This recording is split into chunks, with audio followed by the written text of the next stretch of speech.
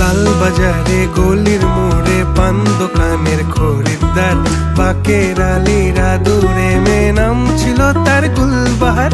লাল বাজারে গলির মোড়ে পান দোকানের খরিদ্দার, বাকের আলীরা দূরে মেয়ে নাম ছিল তার গুলবাহার।